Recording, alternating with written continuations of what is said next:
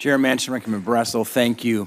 As the Senate continues to work on permitting reform, I think it's really important that hydropower is part of that conversation. I think in Montana, hydropower accounts for 40% of our state's electricity generation. It's a critical source for on-demand and black start energy for the nation. Hydropower is cheap, it's clean, it's reliable. It's energy for millions of Americans. We must continue to expand hydropower capacity across the entire nation. But I never thought I'd live to see the day where there'd be calls to breach hydropower dams, including individuals in the Biden administration. Rather than talking about breaching hydropower dams, we should be talking about how do we increase hydropower generation. It's one of the great renewable, zero-carbon sources of energy by expediting the licensing processes, not going backwards and breaching dams.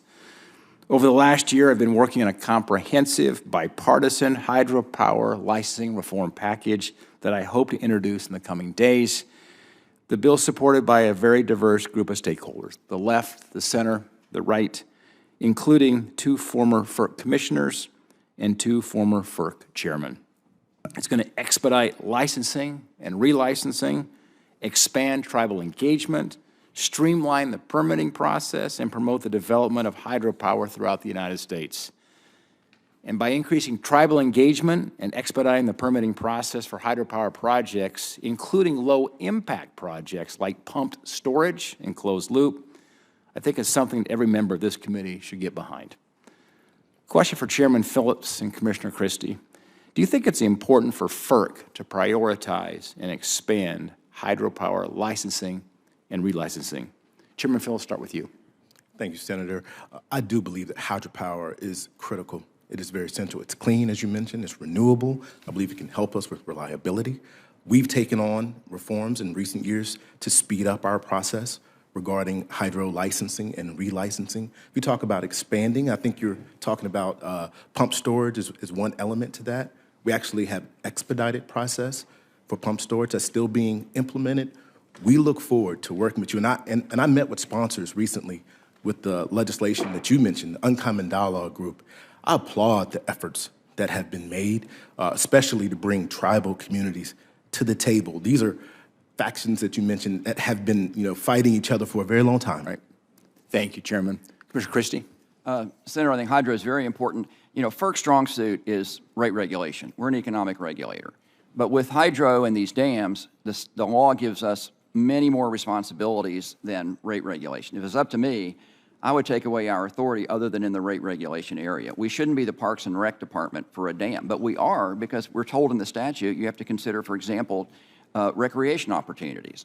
We also have to do all the NEPA and Endangered Species Act, all those analyses.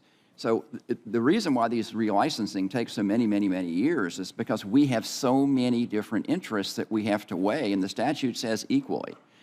I don't want to be the Parks and Rec for a dam. I would just like to be the rate regulator for a dam. And I think that would expedite a lot of these relicensing if those other duties were put in a more appropriate agency, which could be a state agency. Great. Thanks for the comment. Speaking of tribal consultation, thousands of Montanans in Indian country rely on electricity generated from hydropower. It's important that our tribal members, particularly in the rural and underserved areas, have their voices heard and play an active role during FERC's decision-making process. Chairman Phillips, do you agree that we should incorporate tribal consultation early and often during the licensing process for hydroelectric projects in Indian country? Yes, I take our obligation very serious regarding tribal consultation. I have participated personally with government-to-government consultation, both as chairman and as commissioner. Chairman, thank you. Last Congress, I was grateful to see my bill to expedite the process for powering non-powered Army Corps dams be signed into law. Non-powered dams have immense potential to provide abundant, clean, and reliable energy at a very low cost. Retrofitting non-powered dams to produce hydroelectricity is a common-sense approach that would greatly expand renewable energy supply and lower energy costs. Commissioner Danley, do you agree that powering non-powered dams, where it's both safe and economical, is an important way to increase hydropower development and capacity? Absolutely. There are huge numbers of, vast quantities of impoundments that could easily be used to produce electricity. Thank you. For Chairman Manchin and Chairman Barrasso, I do hope we could work together to get my hydropower licensing bill in any permitting package moving forward. With everything else. Right. Senator Hickenlooper. All right.